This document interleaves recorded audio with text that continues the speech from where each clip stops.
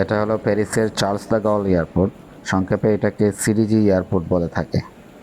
এই CDG airport ইউরোপের largest international airport. এটা ফ্রান্সের রাজধানী প্যারিসকে সারা ওয়ার্ল্ডের সাথে সংযুক্ত করে থাকে। আমার জানা মতে প্যারিসে দুটি বড় এয়ারপোর্ট আছে, একটি হলো ওয়ার্ল্ড এয়ারপোর্ট আর আরেকটি হলো সিডিজি এয়ারপোর্ট। তবে ওয়ার্ল্ড এয়ারপোর্টে আমি যতটুকু জানি ইউরোপ জোনের মধ্যেই ফ্লাইটগুলো অপারেশন করে থাকে, আর এই সিডিজি এয়ারপোর্টে সব ইন্টারন্যাশনাল ফ্লাইটগুলো ওঠানামা করে। এই এয়ারপোর্টটি প্যারিস শহর থেকে প্রায় 23 কিলোমিটার দূরে অবস্থিত এবং এই এয়ারপোর্ট 8 মার্চ 1974 সালে চালু করা হয়। এই এয়ারপোর্টের নামকরণ করা হয় ফ্রান্সের সাবেক প্রেসিডেন্ট এবং নেতা চার্লস দ্য গলের নামে। এই এয়ারপোর্টে 3টা টার্মিনাল আছে, টার্মিনাল 1, 2, 3। তবে টার্মিনাল 2 হলো সবচেয়ে বড়।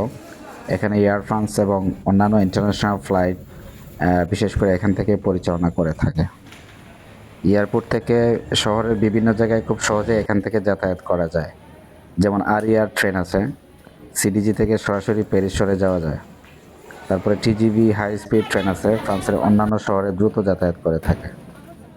তাছাড়া রয়েজি বাস সরাসরি অপেরা এলাকায় যায়। ট্যাক্সি ও শাটল আছে, শহরের বিভিন্ন জায়গায় সহজে পৌঁছানো যায়। এয়ারপোর্টের ভিতরে সব ধরনের সুযোগ সুবিধা আছে।